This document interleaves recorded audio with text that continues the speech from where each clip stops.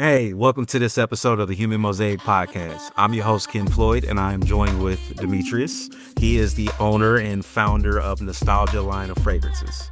They are also our sponsor. That's why it smells so good. So let's talk a little bit about that. Tell me about your inspirations. The inspirations for this, for my fragrances in general is, I always love fragrances, man. I love to smell good, but it just came to a point in time where I just got tired of paying so much money for it. That is seriously right. Yeah. Paying so much money. Oh, sir. I Sure.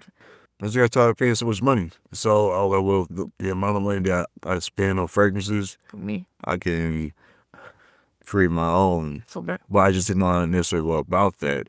So it's just, it was definitely God led for sure. They God led me to the Labo, Okay. which is a Last year. little Labo. The lava. Yeah. Led me to them, man. And they make their fragrances right in front of you of all adjustments. So that. And that's how my leech of wanting to make my own fragrance just like begins from here. And I went to on the mixology course, perfected the craft, and invested in making my own fragrances from here. Okay. So if we go back to, like you said, it was getting too expensive. What like made you like? What was the thing where you were like, hey, I really like this? Because like yeah, we all kind of had like the, oh my god, the freaking Michael Jordan variety pack. Do you remember that? Yeah. So we had like those, and we would get them for Christmas, for gifts and things like that. And like yeah, we had it just because our parents got it from it. Yeah, we got Curve. Oh my God, Curve was huge for a long time. Yeah. And then after that, we just ended up getting to a spot where we were like, I either wear it or I don't. Right. So what kept you into it? What was like the thing that drew you the most into fragrances? Well, what drew me the most into fragrances is I've always been an enthusiast of it. I've always been the type to like to smell different, and have a whole collection of it. All my friends know they know that I have colognes.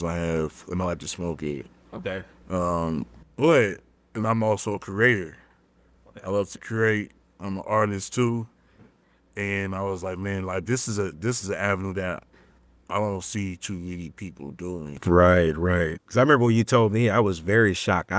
I wasn't shocked like you couldn't do it, but I was just very shocked that you had stuck with it for so long. Because I remember you mentioned a while ago, but I had no idea that was what you decided to like really do. Yeah, I mean, it is like with any type of being a creator is developing that what am I thinking of? It's like creating that sense of Yeah. man, like I don't know, but you have to like put yourself out there to actually sell it. Creating is one thing, selling is another. Like everyone's not gonna like. Right. But I mean, that's what kept me out. I gotta make my own.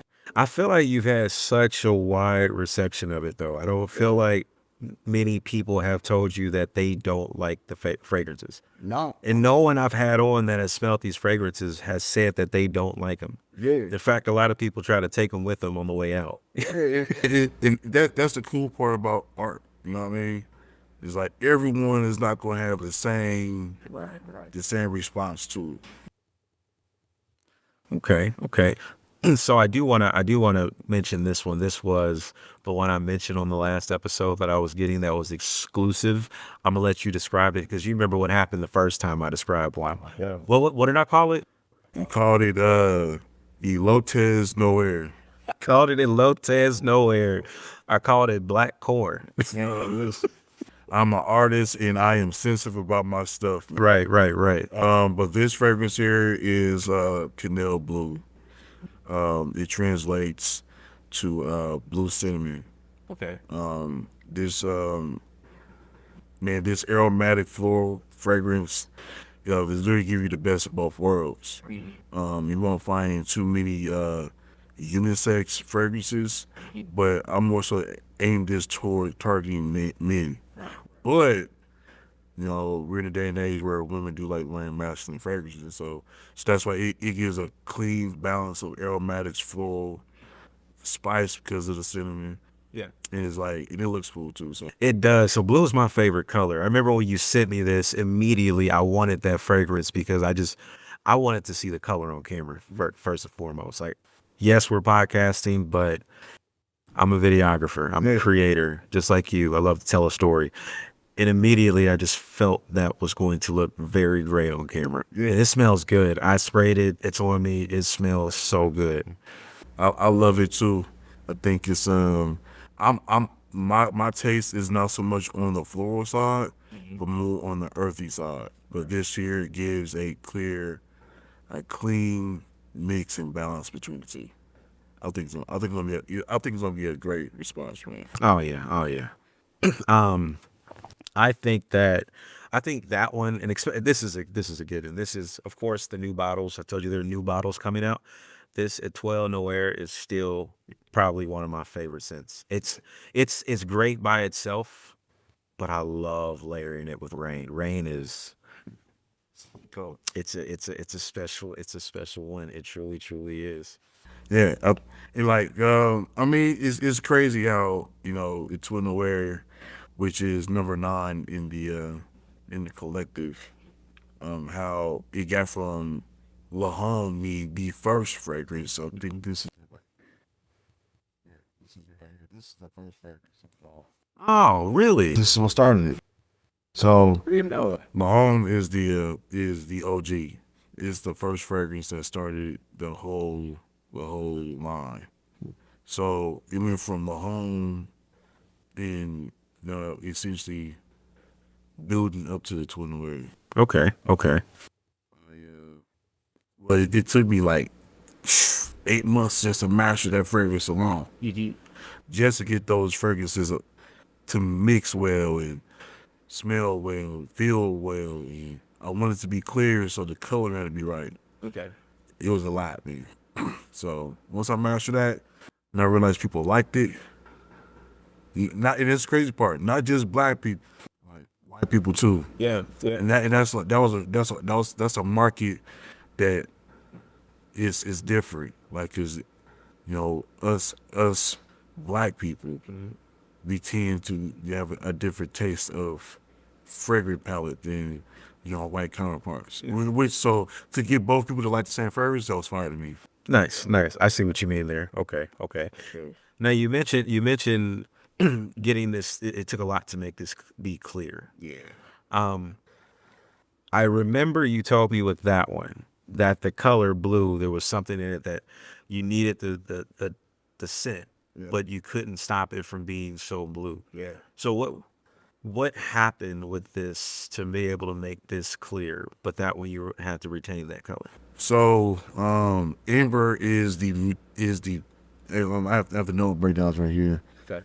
Amber is the biggest note that's in there. Amberwood. Amberwood and sandalwood. Those fragrances are naturally like yellow, orange. Okay. Well, amber is like an orange brown. So essentially, I had to put it through like a fermentation phase. And that's like, Explain that. What's that? so essentially I'm using infrared and vibrations. Infrared and vibrations. And what does that do for the fragrances? What does that do for? It ferments. It changes the potency of the fragrance, and actually changes the hue of the color as well. Yeah. So with that, I actually had to use a different carrier oil. To my first La Homme that I released, it wasn't that clear. Yeah, like a slight tone in like yellow. Okay.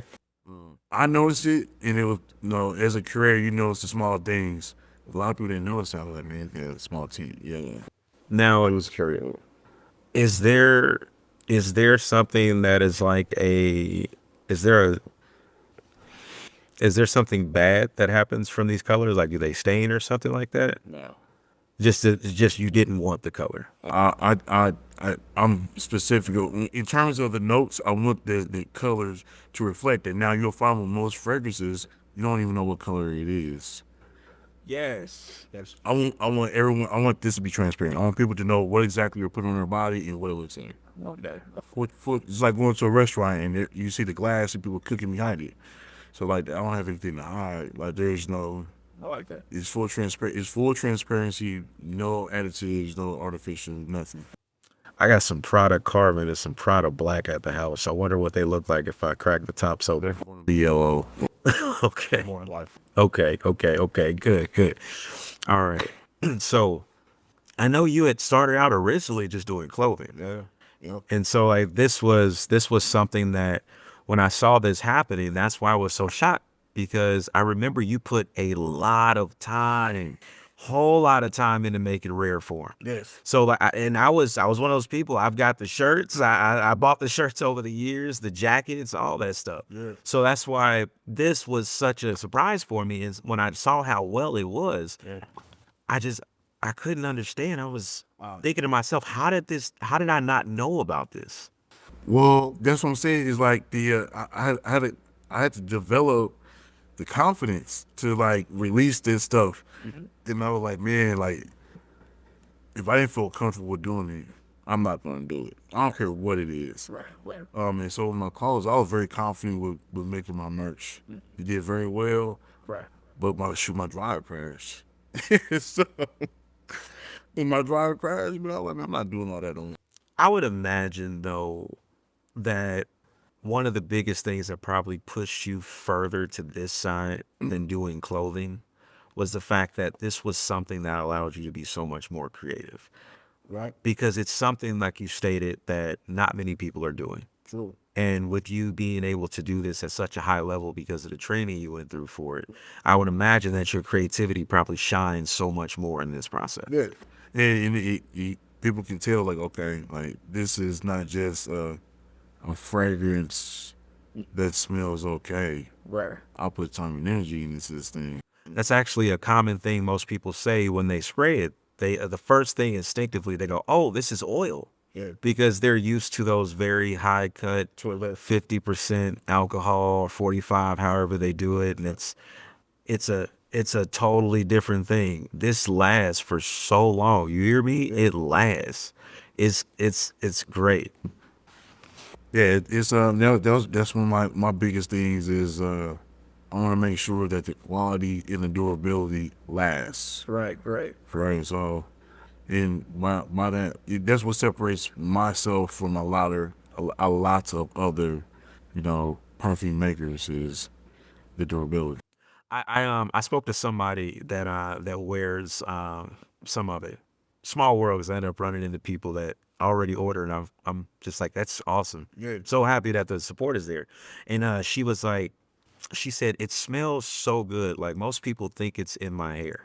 That's just it. Like they love it. They just think it's in her hair because it smells so good. But it's not an overpowering scent. Yeah. It's a scent that's one of those, you don't smell like you're doing too much, but you smell really good. Yeah.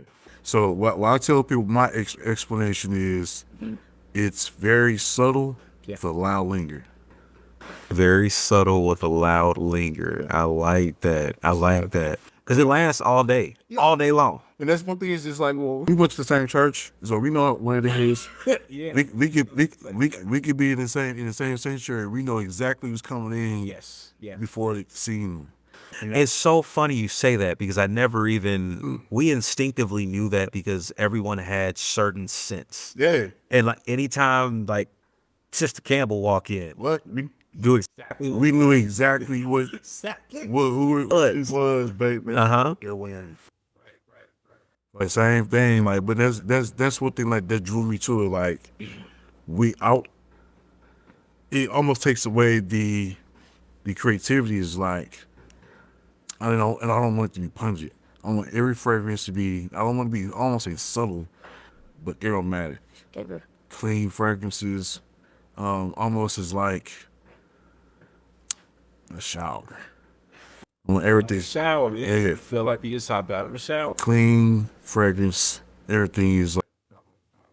That's what everybody I talk to, they kind of have that same thing. They say, yeah, it feels like I hopped out the shower when I put it on. Yeah.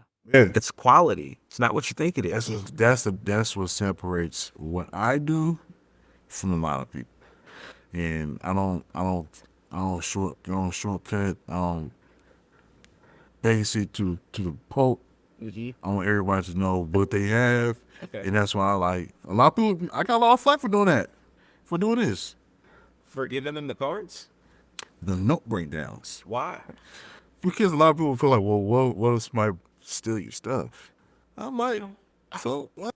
I want to stop. I want to pause right there and kind of focus on that. Or not pause right there, but elaborate more on that. That is one of the things that really frustrates me Yeah. when it comes to us as far as gaining knowledge in business in order to grow it and move how you want to move.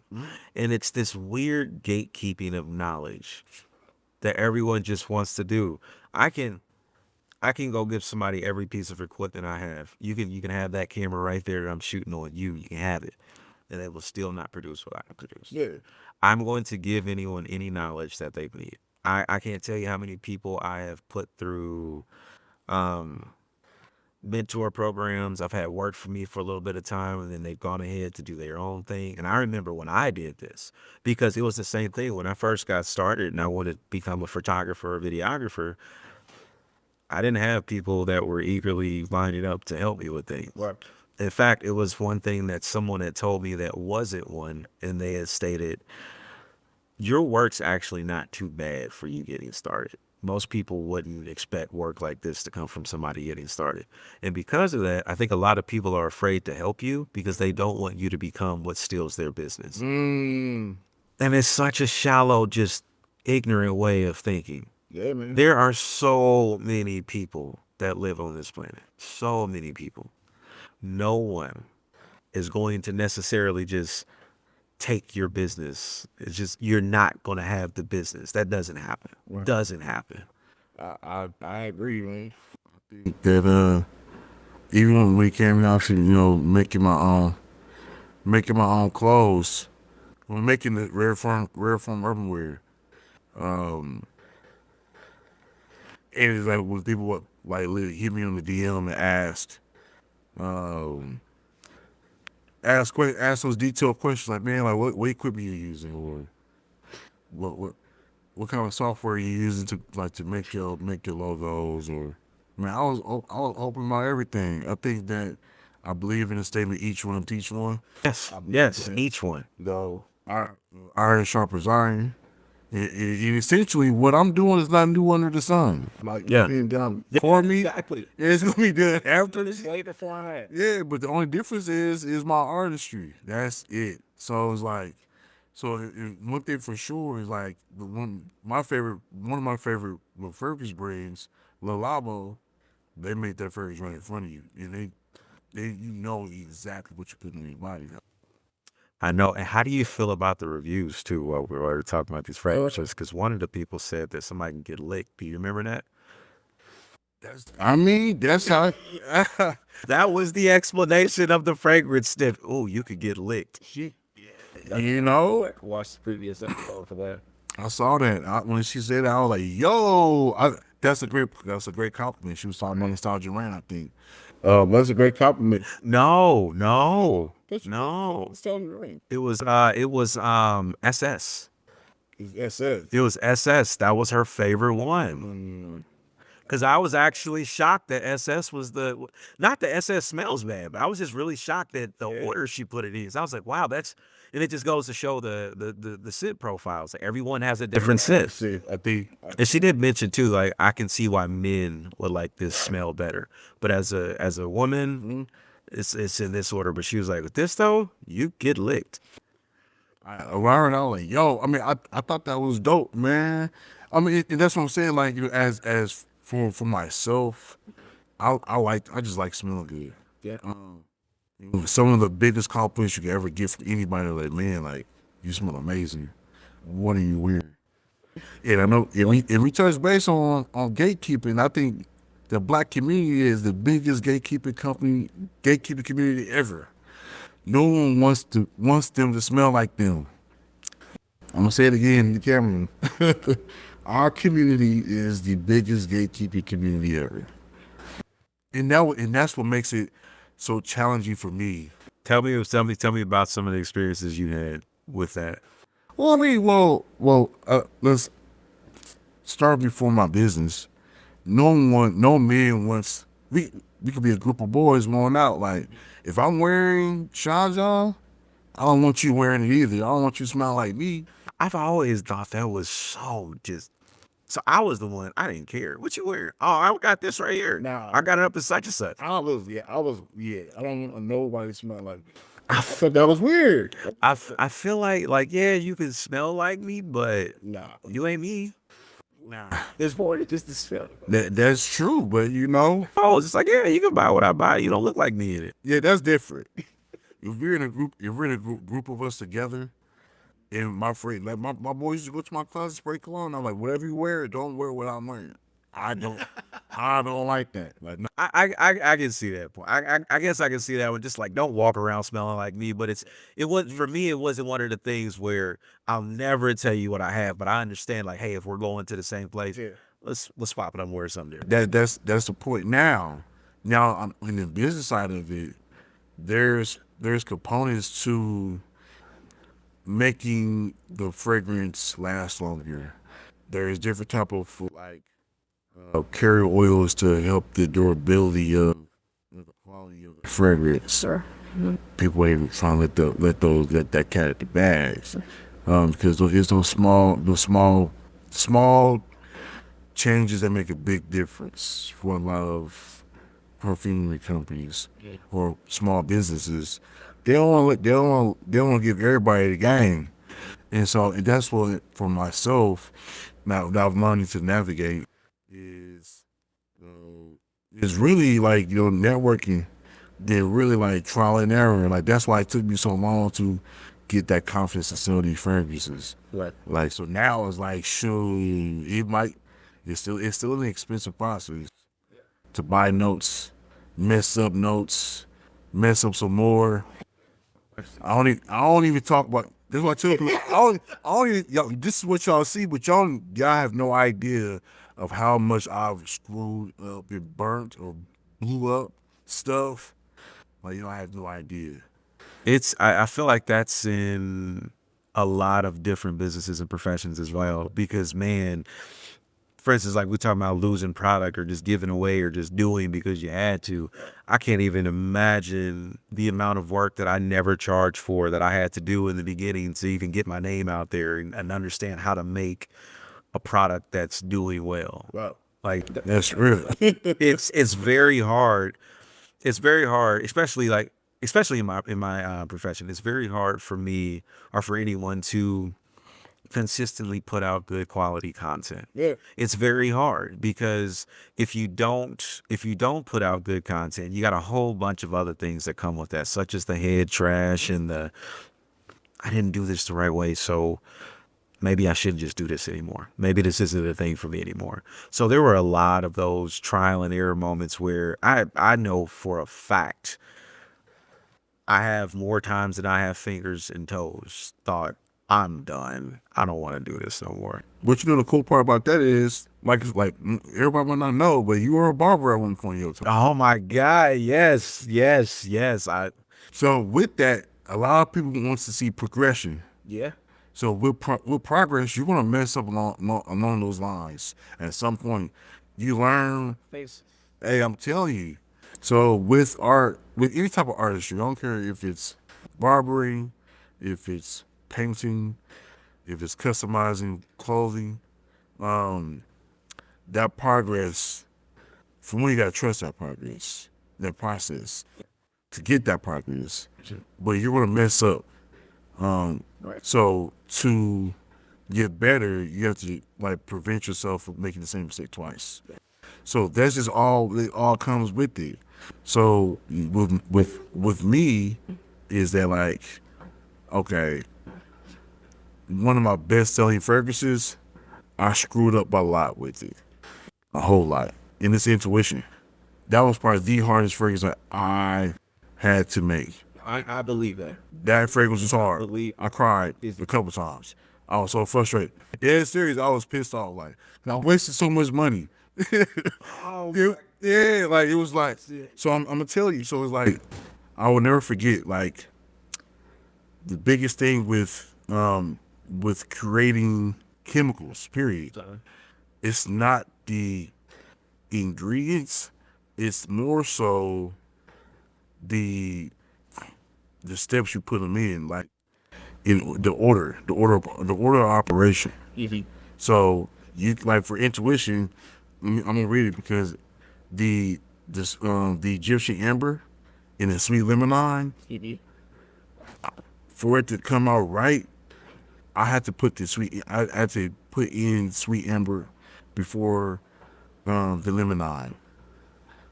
If I swap it around, it's gonna smell different, and the color is gonna be different. Oh, that's pretty It was wild. that's pretty wild. I didn't. Yeah, That's something I didn't know. It wouldn't not turn out the same. You know, it took me a long time to figure it out. So I'm contacting my mentors about it, like, yo, like, why isn't this formula going the way it should? He like, and my mentor, he was like, look, you just literally have to do more research. Do more research. Stop buying the best notes to play with. That doesn't make any sense, for one. Two, like when you mess up the cheaper notes, then you can get to like the notes you want to sell. And that's what I started doing, man. Like, start getting like stuff like the test. Once I perfect it, I can start buying more product, more quality product, Right. to get to my people, man. And that's what people don't understand. Like what that saying go? You want women shooting in the gym? Like, yeah, like, so like I'm at the crib, like after working 12-hour shifts. I got my son with me, and I'm in my workroom. I've talked to you on some of those nights. Yeah, I've had conversations with you. I've been the one to call you. Hey, you're doing this for a bigger reason. You gonna make it, because again, it's one of those products where it speaks for itself. Yeah. You got a lot of people that look at this and they've asked questions. I've received the emails and the text messages and phone calls, and people have literally asked me, is this stuff really good, or are you just like promoting it because he's your sponsor? I said, That's wild. do you think he would be my sponsor if I didn't like the way it smelled? That's a legitimate question, though.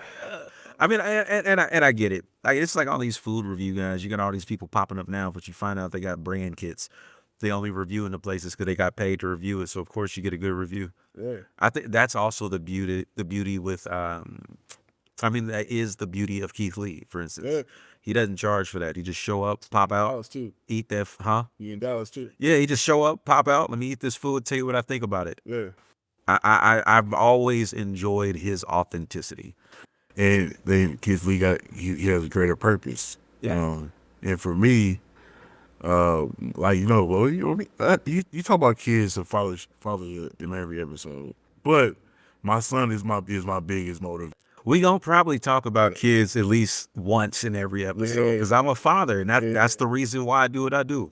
I do it so that my kids got legacy. They have something that when I am out of this world, I want to be able to know that I can still take care of them even though I'm not here. So that's why I push, like, my image, my character, like what you remember me for when you think of me. Those are some of the most important things in my life. Right. It's all about that, because if I'm not viewed favorably, what am I doing? Right.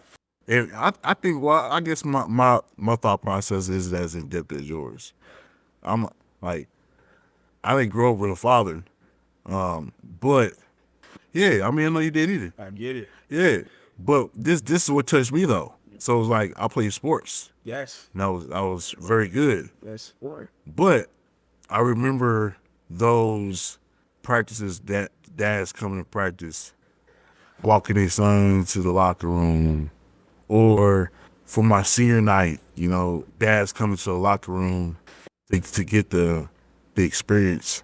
I had my brothers, you know what I'm saying? Which my brothers are the main reason, like, I know everything I know, but I didn't have my father there. So those things, like, You don't lose that either. It's not like it's a move for us, my life.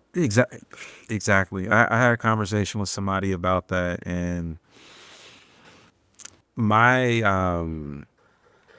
my whole thing growing up for me was I experienced a lot of stuff that I wish I had never had to experience as a child, and not having that was definitely one of the things that hurt. My grandfather, man, he stepped in, big time. Like he did a lot, and it wasn't, it was one of those things where it was like I I knew that I had a man in my life that, like, he loved his grandson and would do anything to make sure his grandson was good.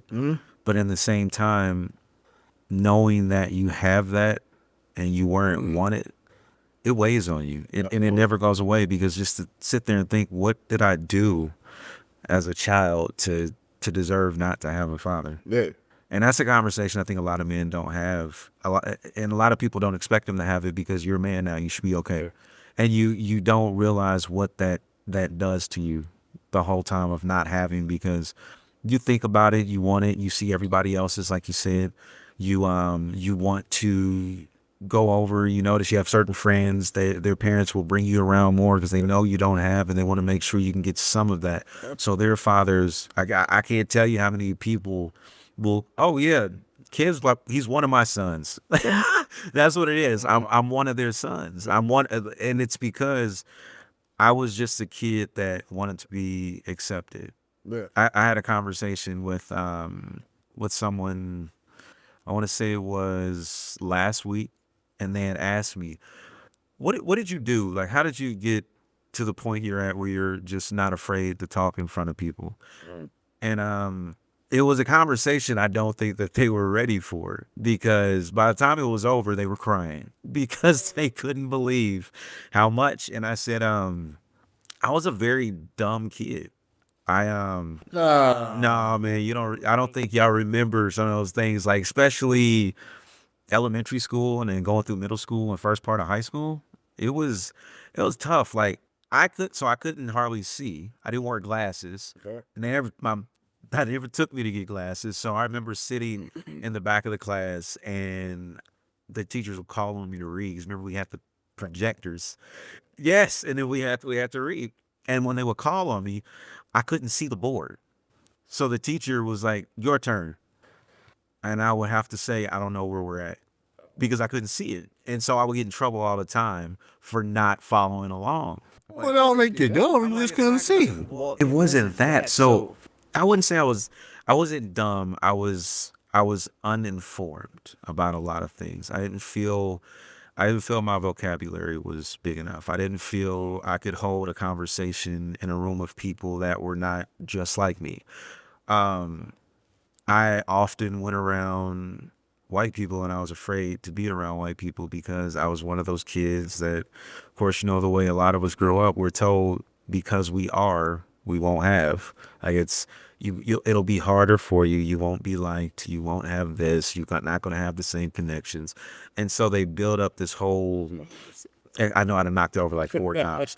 They build up that you ain't taking this one. No, this one's staying with me. I'm not gonna say the name, but you know what it is. How you say it? It 12 nowhere. Yes. Hey, high five. Drop it in the comments. I did it. Drop it.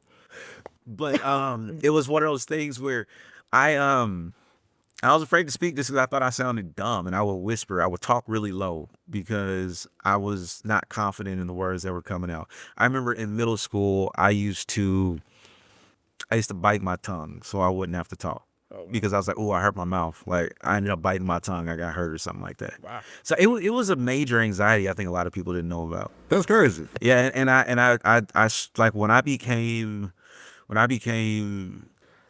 probably 16, 17, I just said to myself, I was like, you know what? I don't want to be stupid no more. And as a kid, you don't realize, like, it's not your fault. You had a lot of stuff that nobody did, a lot of positions you were put in that were not positions that you should have been put in. There were people that were not there for you in society that should have been there for you. So you had to learn on your own. I think that's that says a lot, because I'm thinking back now, like, I had a horrible speech impediment, real bad, stuttered really bad, real bad lisp. I feel like this is an R's. But most of my friends, we all had bad speech impediment. Yes. We all We didn't know any better. Hey, we're gonna help each other. We'll figure it out. speech class, man. I had speech class. I mean, those are from Muncie, man. If you had speech, any type of speech impediment, Miss Reed was your teacher, man. And so, really, so that was like a thing for me. Speech wise, I lacked. I don't even know when it clicked for me. I don't even remember. Like it just. It clicked for me, I think, the most when I got to the professional world. Oh. So I used to work for this company. I used to work for a company that sold advertisement to home professional businesses such as painters and stuff, and I refuse to say the name. But I used to work for a place that did that. And when I worked for that place, I mean, I started off in a very easy department. It was this department that basically we set up offers that went onto their online profiles. And it was I'm not gonna lie, it was easy money. Me coming in there, I was like, wow, this is crazy. I can't believe this is what like the professional world is. Yeah. And then that department got split and I got sent to the real department. I had to really do the sales. And so it was an adjustment. But what ended up happening, I met a plethora of people that were just some of the most amazing people that you could think of. Right. And I remember working there, I think I was like 22, 23 years old. Sheesh. First job like that, first like real job. Yeah. And the entire time I was absolutely terrified of losing it. Because I didn't want to say something or do something that would make people there be me as somebody that they were not comfortable with. Wow. I don't think people really realize how deep that goes when you have been left without and then taught so many victim things as a child. Man, that's deep, man. I think that all of us have to deal with that at some point in time in my life. Yeah. I can't say for sure. I dealt with that. Never being the youngest of 8, you know, being the youngest, and not only that I'm the youngest, but the age gaps. Yeah. So really, by the time I was in 5th grade, majority of all of my brothers and sisters, they was all out grown kids doing their thing. So it's just really me and my older sister Ebony. They were very close, but she was 3 years old, 4 years old, 3 years older than me. So she wasn't kicking it with me like that, which is like normal for. I mean, 3-4 years, y'all had a good amount of time. A 15-year-old is hanging with an 11-year-old. I mean, probably not by choice, but your mama made her. Nah, my mom was at work. Oh, so she's just like, no, you at the crib. We chilling, you know what I mean? Like I'm out with my friends, and you know she's out with her own girls, or whatever. Right. But sports developed that for me. Okay. Football. Oh, for sure. Football was What is like football is like. I let out a lot of anger and frustration that I never wanted to necessarily let out on people in there. But of course, we were them same people when them little boys that grew up in them neighborhoods where we had to fight no matter what all the time. Like football, like this one playing basketball outside was big. And like one thing for sure is like you had to like, if you didn't, especially Muncie in basketball, like if you wasn't good, you wasn't playing. yeah. That's just what it boiled down to. It was, and see, that's the thing. You had sports that either took the kids that needed it to a pretty decent and like okay space. Yeah. And then you had all the other kids that didn't have any kind of talents like that, unfortunately. And then they ended up the ones that was always in the streets, man. I have my own perception on that. I mean, cause I know for me, I know there were some times I can think back to in life where I could just be like, as a kid, I will wonder, why are we going through this? Like, why is this what we are doing? I can remember being one of those kids at one point, and you probably had this happen too, where all your siblings were older, so maybe a little cousin or something like that, but they get beat up by somebody in the neighborhood, and you got to go handle it. And if you don't go handle it, you getting one when you get back. Think about how crazy that was. It's About how crazy that was. Hey, if your little brother got in a fight with somebody and he got beat up, so you go beat that person up, or else you stop. That's terrible. That's terrible. it's terrible, man. But Just think about what they did to us. Okay, so that fight typically those fights, a lot of stuff that happened with those was because there were people that ended up in situations where they fought the bigger person, or the little person was starting with the bigger person, and that's why it happened. And then the bigger person and that bigger person got to now come and do the exact same cycle again. So it made all these kids do the exact same thing over and over and over and over. And we wonder why that's the general consensus as the accepted culture. and that's why I'm not all the way against it. Particularly how I grew up. I grew up rough. I grew up, with my environment was. I'm definitely the product of my environment for sure. From Chicago to Muncie, you know, drugs, alcoholism's in my family. Yeah. So my moms and uncles and so everybody, man. And so really they forced us to really grow up. We had to learn and protect ourselves and protect those around us. So for us, and for me, we built that village. It's like, I don't care what you do, you're not gonna do that to these right here. That's my village. And the same thing for me. And so, yeah, that was just part of growing up, man. We had to protect each. But what happens when that village is your village and you got fighting within your village? Well, there's fight. No, it's different. So I get that. I get that. I got a little brother. Yeah, I get that. Brothers fight. You know my big little brother.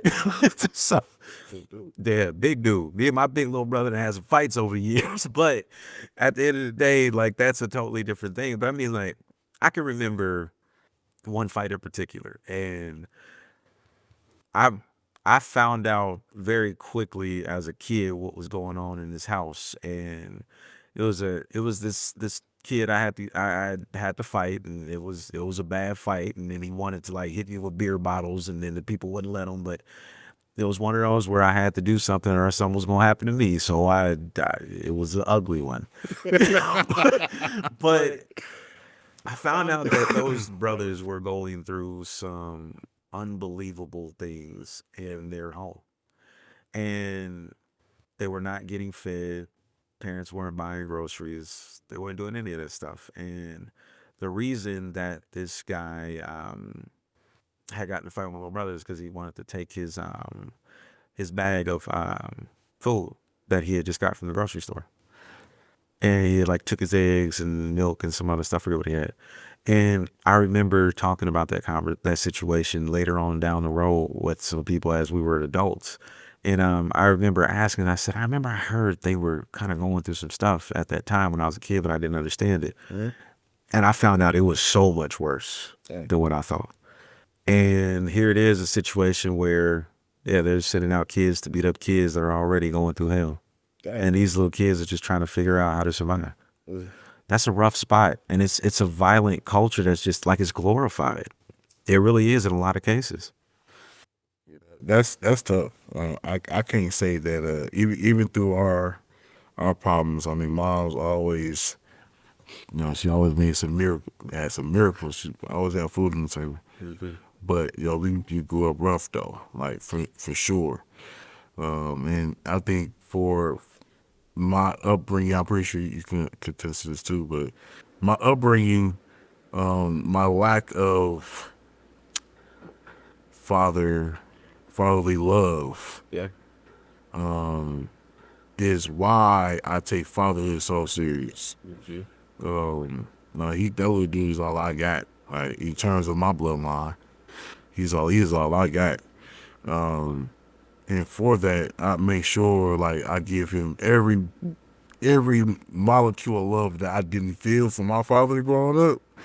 And man, it's so dope, man. I don't. That's so like that's just one thing I probably would never understand. Is how a man can knowingly not be in their child. Like I just don't understand that. It's one of the hardest things in the world for me to stomach when I see that. I have people that we grew up with that I don't talk to them, I don't associate with them, I won't even answer a Facebook message, anything like that, because I know how bad of a parent they are. Yeah. And they're people that you were kids with me. You saw somebody that you cared about not have a father, Yeah. and you saw how much it affected me, because it still affects me to this day. I won't sit here and like we said, no, it affects me to this day. And there are times when I do think about it, and there are times where it would, like, I found out some stuff last year, and it broke me pretty bad. I didn't know, so I don't know, those moments. I just don't understand how somebody can bring a life into this world and just say, yeah, I don't care about it. Yeah. I don't. Especially as babies, as infants. It's like, come on, man. Yeah. How? The situations may differ. There's certain circumstances, but I know men that normally know where their child is. Yeah. They're not active their child's life at all. Like, yo, that's Yeah. Like, don't. that's crazy to me. And that I goes can't with do that. You're the company you keep. I don't want you around me. I can't. Yeah. It's crazy. I was talking to my brother about this, man. Like the first night when my son goes back with his mom, like that's when I have my worst sleep. Yes. Yeah. I can't be away from my kids. Like, Separation anxiety. I can leave and go on a work trip. I got a client out of town, whatever the case may be, and by the end of day one, Yeah. I want my babies. Yeah. I can't be around my son. Man, He's definitely like the source of my ambition. yes. This, you know what I mean, like, God is the source of my happiness, but He's up there too, Yeah. for sure. I say all, and that's why like all that compiles into why I love to create. And definitely like my son, he smells them all. Like all right, Eli likes it, man. Everybody gonna like my son like. Yeah. And that's why I go so hard, man. And I stand behind my brain, put so much effort into it because I know that the work that I'm putting in is my son sit and watch me make these oils, make these fragrances, make these everything. He sit and watch me do it. He helped me sometimes. Matter of fact, he pour these. He pour these. That is. And so by him knowing that, he being 5 years old, he gonna remember daddy making his own fragrances forever. Yeah. And so that to me, man. No. He's walking right into the business. By the time he's a kid, a middle school kid, walking right into business. What you do? I mix fragrances with my father. Hey, go to school and sell some, my boy. That's what we gonna be doing. There's a person I have spoken with, and they were so frustrated that their kids asked them for so much all the time. And I said, you know what? I personally, as one of those kids that we talked about it anyway, I love when my kids ask me for something. Because think about this. Out of every person in this world, anytime that they know it's something they need or want, they know they can count on you. That's it. They instinctively know I can count on you for anything. And as a parent, that makes me feel overjoyed that my kids, they look at me as their answer for everything. Yeah. And yeah, it's not all the time. It's not right now. Or like my son this past Christmas, he kept asking me for more stuff after I went Christmas shopping and everything. And so he asked me for something on his game, and I texted him back. And I said, if you ask me for one more thing, I'm returning every last one of your Christmas gifts. I said it with a straight face. Time out. And he FaceTimed me. The fact that you were texting your child, boy, y'all got it over there, man. He FaceTimed me and he said, what's wrong? I said, buddy, daddy busts his ass to make sure you get everything you need. I'm tapped out right now, Yeah. and I'm not buying anything else. I'm not buying it. There was one of those things, like I also teach my kids, even if I can get it, like if it's like, okay, fine, we can go get it. I tell them no a good amount of times because I need my children to always understand some very little bit. And then they can grow this as far as financial literacy. Like my son, he kept asking me, "Daddy, can I get this DLC for Fortnite?" I look at it because when you send money or buy stuff, they keep a track of it. I was disgusted. I said, Xavier, last month, I spent $250 on DLC. We're done. It is like, buddy, you have to be able to know that you need this money for other things. Everything doesn't revolve around this video game. There's going to be times that you're going to see something that you want. There's going to be times your friends are going places and you want to go, and then I'll have to give you money. But if you save the money I've given you, you'll have it when you really need things. I said, this is all digital.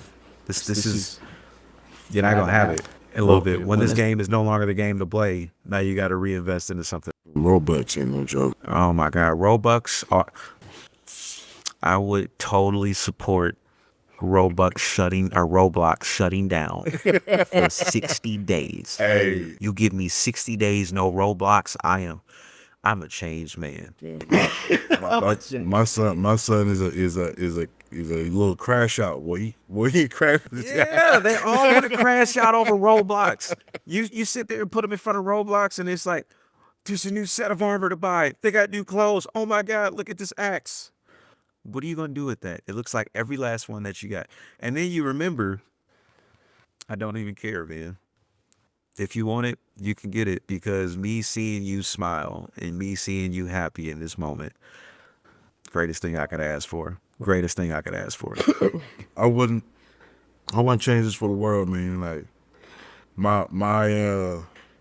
I'm thinking hard because my social life has depleted. Yeah, I don't have a social life outside of doing things with my kid. Everybody like, you need to find there has to be some type of happy medium. I'm like, man, like this is my happy medium. Yeah. Like my career is stressful. It is. It is. So want to be about. But it's fun because it's what you want to do. yeah, like my career, like my day to day, like yeah, I come home and I pick myself from school and we went straight to the park. We went to the trampoline park. We eat some pizza.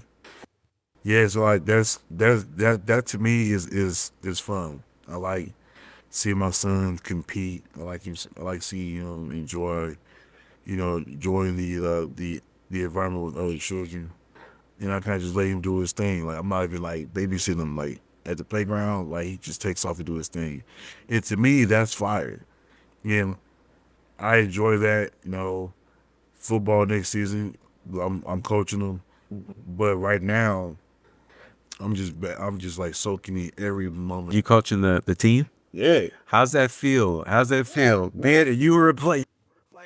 Oh man. It's a little different for me because like I understand. For one, he's 5 years old, and two, my son don't care about nothing about football. He don't care. You just want to be active. He just want to be out there with his friends. I'm talking about he out there dancing. He doing TikTok dances on the field mid play, dancing. And so for me, it's like, but then, like it goes back to my experiences, seeing my teammates and their fathers there. I also remember seeing my best friends and his dad jacking him up on the field. You know what I'm saying? He might have dropped the ball or something. I've seen that. I've said that. I remember. So I don't know if you remember. I used to live in Savannah, Georgia. Nah, I didn't know that. Yep. So freshman year and half of sophomore year of high school, I was in Savannah, Georgia. Yeah, Savannah is actually amazing. So like, Where's it? I don't know where it's at. it's probably about, what is it, 2 hours from Atlanta? Oh, so is it going towards like South Carolina? Yeah. It's because I'm almost positive it's like near there's a beach and everything. Like it's near it's You what? yeah, it's near the water. Because I know they deal with, if I'm not mistaken, I think they deal with hurricanes out there still too. Come on, 'cause I was in Athens and Savannah confused. Savannah, the Savannah Arts Academy, SCAD, the college that everybody. Yeah, so I'm assuming Savannah might be close to Athens, maybe. Is it? I'm assuming like I don't know the exact location. I have to look at a map to show you like which one is which. But it was an excellent place. And I remember I played football at Jenkins High School. Okay. And Jenkins High School, it was the first time that I ever found out that you could join a fraternity in school. I mean, in high school, because they had the Kappa League when you were there. So I guess it's supposed to make your ride to becoming an actual Kappa easier. Okay. They can't give high school kids that kind of power. The hazing was unreal. What? Unreal. I'm talking, you had people that were in the lunchroom and they with no clothes on, holding a front, seeing Itsy Bitsy Spider in order to get a jacket. Why? I was like, you do know that you got to go through this in college, right? Because I remember specifically just being like, I don't want to I don't want to join this because y'all gave kids the power to make us make bad choices in order for us to get what we want. I remember seeing people get paddled in high school in the bathrooms. there was people was getting the wood in high school. Yes, Jenkins was crazy. It was nuts. It was nuts. I remember this guy logged on to the website and he changed like all the banners and said something about F principal or something like that. I was like, oh, this is crazy. It was a whole different experience. But football, hey man, football out there in Georgia, it's serious. Yeah, it's about big as Texas. I mean, it's the South, so football. Right? I remember this guy. His son's name was Moses. Boy. And hey, Moses was big. Moses was your size and we was 15. You know what? As you saying that, it brought me to this question. Now, if you could think of what you've been through in your life, you've been through a lot. If you could take 3 things out of your life that fueled you to just do better, what were they? 3 things. 3. Different 3. So the first thing, of course, was I didn't want to live the way I lived growing up. I didn't want to live the way I lived. I didn't, and it was crazy. Is I had a time where I could actually have left. My grandfather, I could have left with him and stayed with him. And I remember saying no. I told him no. And I said no because I would think I was 12. I was 11 or 12. I didn't want my baby brother to go through the stuff without me. Yeah.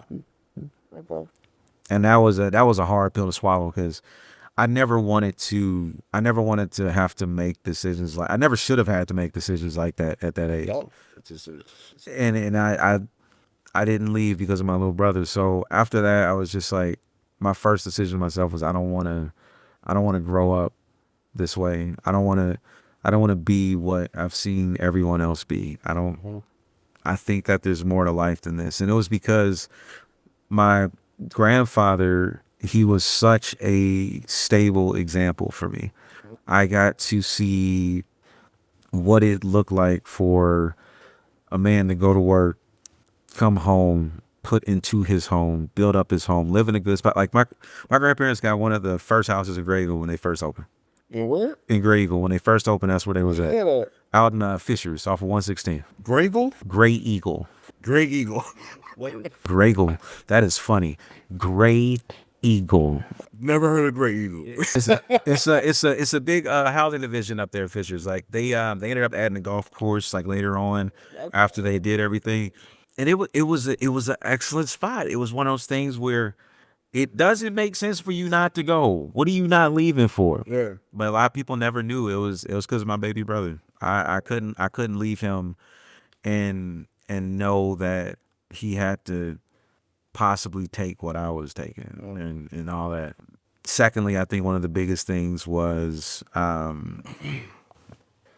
my kids. Kids are always that's probably second and third. Because I think what happened was I went to the workforce like a lot of other people. Like you said, I was a barber for a while, and I knew then, it's crazy, I knew when I was a barber. Nobody wanted me to stop being a barber. It was crazy work when I stopped being a barber because my phone never stopped. Yeah. Like, I still have people to this day that contact me on Thanksgiving and before Christmas and everything to ask me if I'm still cutting hair. You know I'm not. You just want it. I'm not, but man, I'll come get you taken care. No, I'm not. So that right there was crazy. And I remember I was a barber, and then I was like, you know what? I want to go to art school. I want to go ahead and stay in what my passion is, and I want to do something related to art. No, no, no, no, no. Just no. So art school, no. And then I remember I got into the cell phone industry, and I wanted to go into the cell phone industries. I was like, oh, I like technology, and we're millennials, so we grew up with tech. Tech just makes sense to us. Yeah. So went down that road, and then I worked at the company I told you about. And I remember when I worked at that company, I was at that company for I think 8 years. And 2020 was when I was no longer with that company. It was like December of 2020. And I remember saying to myself, right in the heart of COVID, because you know I'm a social butterfly. I got to deal with people. If I don't deal with people, I'm just not happy. Let's just be transparent. I got to have interaction. So I'll never forget. I was sitting there and I was like, man, this is so terrible that COVID's here. We got social distance. Now I gotta figure out what I want to do for a career. And I'm just really trying to put all this stuff together. And I had my business going at the time, but it wasn't going the right way. And it was one of those first moments in my life where I stopped and just thought to myself that maybe things are not going the way you want them to go because you're trying to make things work that aren't meant for you. Like realizing that you're not owed anything and that you got to go out there and do the work and get it based off of what you can do. And so I went down this path, and with going down this path, I ended up growing my business immensely to what I thought it was going to be. I had you couldn't ask me 5 years ago if this is where I was going to be at. It's impossible. I'm not out. I was going to retire from that place because it was easy. I knew the system. The money was quick. Nothing. And then the third thing that got me was the day where I said, I will never put as much effort into a place again to build their business as I did if I'm not doing it for myself. Because at the end of the day, my children will never be able to walk into a bank and cash a check from that place. So my business became the third thing that made me want to change so much because I wanted to be able to leave this for my kids. It's fire. Yeah, everything that you're saying is thought provoking. It puts me in a position to think about my life as well. But all of us as men, I almost feel like we almost have the same story in terms of us that didn't grow up with a father. And we're now fathers being active into our children's life, that we almost have the same story. And so for me, the three big things that keep me going for sure is I know what being at the bottom feel like. I know what being down and out with nothing feels like. That for me is a key motivator. You know what I'm saying? During that time, it's crazy because you come to this realization where you realize that there are a lot of things that you lacked in life at that moment. There's a lot of things you probably shed a lot of real tears that you were told for a long time you're not allowed to. Like a lot of pain that you got let out. And I think that's the biggest thing that happens to a lot of men when they enter like this certain phase of life. Because I can say that uniquely me now is 1000% different than me growing up. This is not me in my 20s. This is not even me when I hit my 30s. Yeah. Like I'm different even now in this short amount of time after that. It's because I think so many of us grow up with this thing where we have to be these over the top, tough, masculine, I don't have emotions like that men. And we go through life that way and we become pretty hardened through the process. Yeah. And then sometimes life smacks us down and be like, hey, let me tell you something. Let me show you something real quick. And when that happens, we're not equipped to deal with it, and we feel the pain that we've suppressed for so long. Yeah. And then after we feel that pain that we've suppressed for so long, it just comes rushing to a head. And that's why pain is literally the best teacher, because so many of us, if we didn't get it the way that we really should have growing up as far as the teaching, that pain makes us grow in such a short amount of time that we become people that we never thought we'd be able to become. Absolutely. And like, and that pain of knowing what the bottom feels like for me, that's our recent stuff. Yeah. Like, yeah, I grew up in the hood. I grew up in drug infested. Last year. Last year, I think, was a tough one for a lot of people too. Yeah. I mean, yeah. It was for me for sure. But it's just like, now I know what that feels like. But my biggest obstacle is like, okay, I don't care what you're going through. You just make sure your son don't feel that. Like, I did all I could for him not to feel the struggle that I'm going through. Yeah, probably most of it was probably self-inflicted. But I got through that. And so that was pain, like knowing what the bottom feels like. 2, is my child. Keep motivated. I love my kid to death. I know what unconditional love feels like. And I feel that had I received that type of love from my father, I mean, who knows? You know what I mean? Like, I think it's 100% factual, and we can hold them to the fire for that. That if we had gotten the love and affection from our fathers and the guidance and what we were supposed to in the beginning, that we would have had better starts. We would have, and that's not to say that I wish it was different, because I don't, because I thoroughly enjoy uniquely who I am right now. I don't hate that I have had to have those experiences, because those experiences shape me to what I love today. Right. And it sucks when you don't get to see people sit back and say that.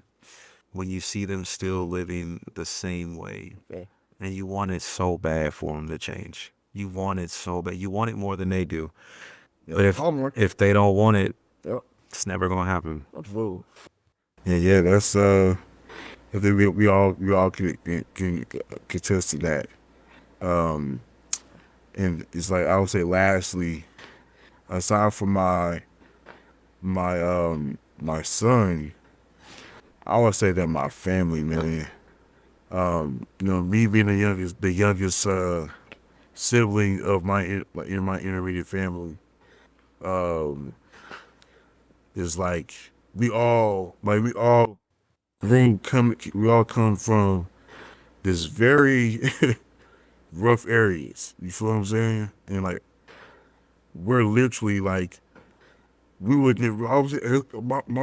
My unit, like, all of us are very different. All my brothers and sisters are different. But it's like, when I think about what we went through, think about what I saw our mom go through, where we come from, what we still are going through. You know what I'm saying? It's like, that to me is like major for me. And like, I'll never forget a question that my cousin that I was telling you about, shout out to P30, on Post Road. Like, to me, she's fine. Hey, P30 is awesome. I filmed an event in P30. Check him out. Oh my God, it was for a young lady's 50th birthday, and it was a. Hey, cuz did her big one. She has 2 locations. Oh, I didn't know that. I know about the one on Post, but I didn't know she had. Post, and she has another one in Anderson. So, like, she's my first cousin. Her father and my mother are brother and sister. Yes. Tamise Cross. She's dope. At one point in time, she was a youth pastor in her church. Really? Yeah, her and her husband, matter of fact, ordained. I think I still believe they're still ordained ministers. I thought you were going to say that. Why does that sound so familiar? They're still ordained ministers, if I'm not mistaken. West Side? West Side, yeah. Okay. Okay. If I'm not mistaken, I very well could be, but those two together are beautiful people. Yeah.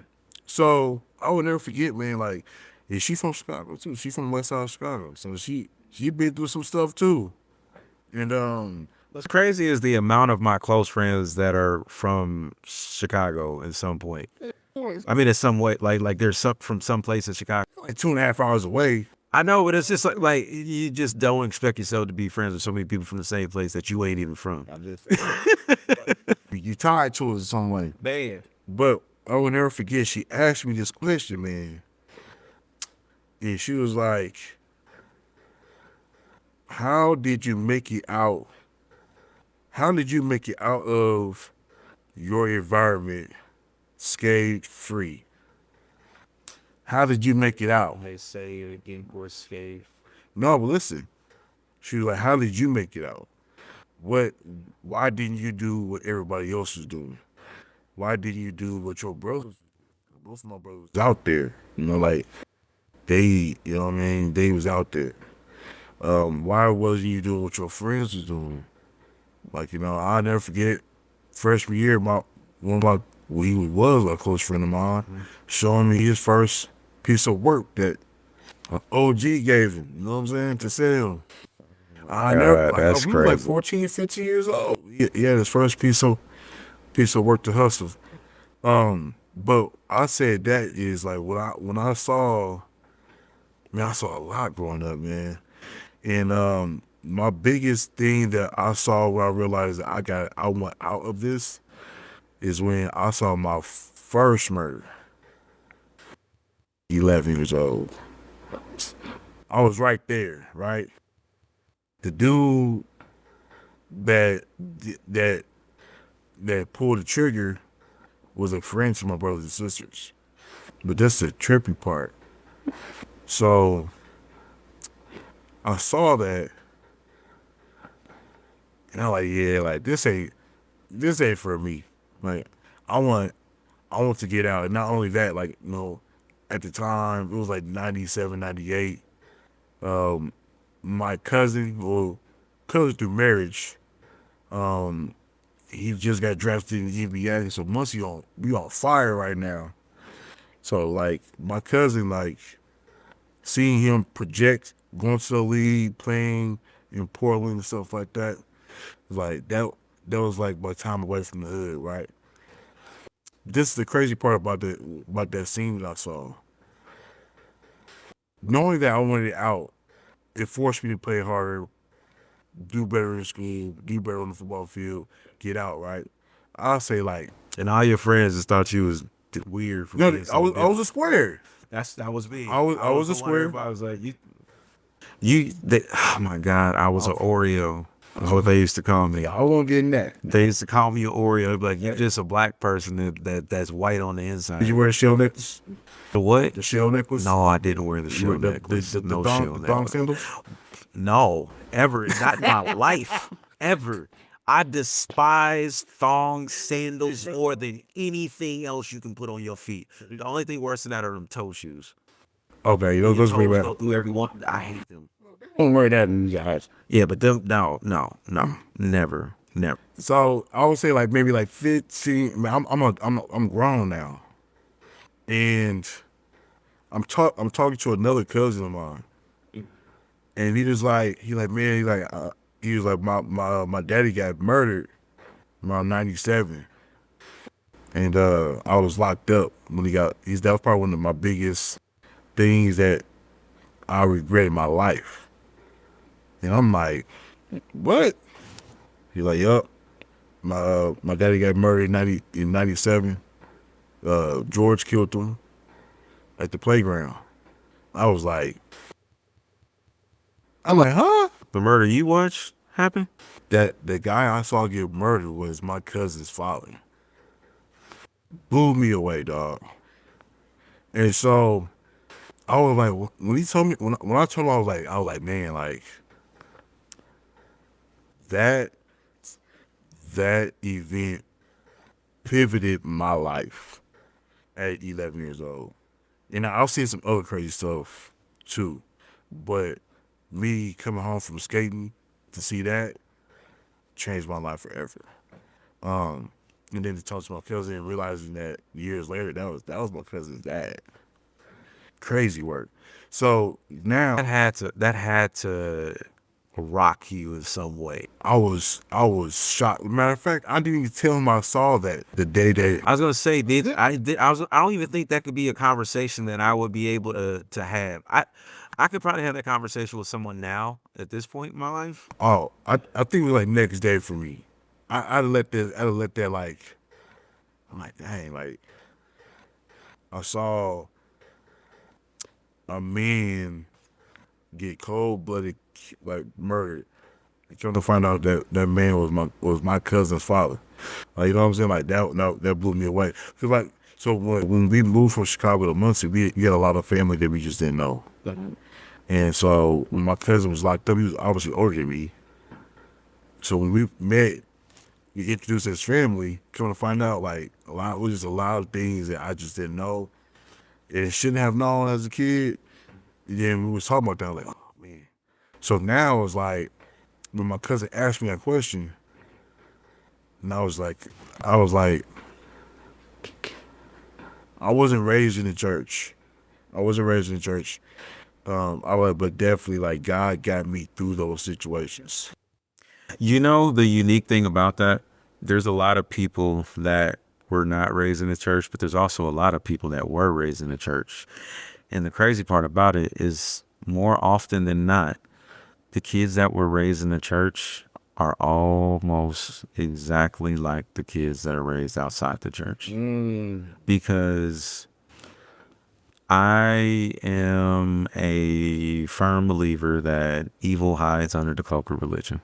And I am a Christian above anything. I believe in God, I believe in Jesus. Like, I'm a Christian. But I have seen on so many occasions where the person is the devout Christian in front of everyone, and they are the absolute worst person that you could possibly imagine outside of that. And these kids are they're stuck in a church basically as like a daycare.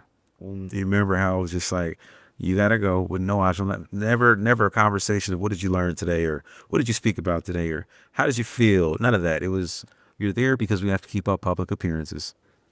And then after keeping up public appearances, you right back to the same thing that's been happening the whole time. Yeah. That's the part that I've always hated. Because there was a situation, you probably remember this. You remember the situation where I was real mad when we was graduating high school. And one of the churches that we were going to, they were giving out scholarships. And I remember being furious that I got picked for this scholarship, but someone in particular didn't get picked because they were not like full-fledged members transferred your membership, right? And I remember saying to them that I thought this was, and this is when I first, I think, started to like speak out for myself, really, really speak out. And I remember saying, I grew up in this church because I'm legacy, basically. My grandparents, my great-grandparents, my parents, like, they were there. I've never been baptized. I've never signed a membership thing. I've never filled anything, nothing for this church.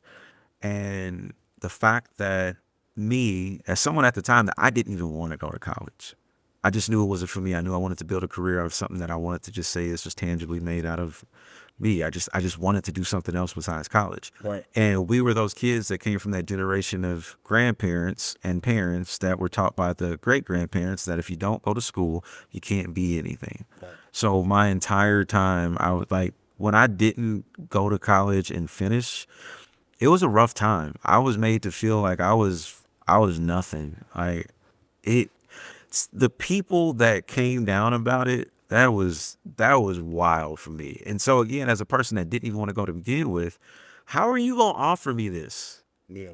And not give it to someone that so deserves it because their parents didn't transfer a membership?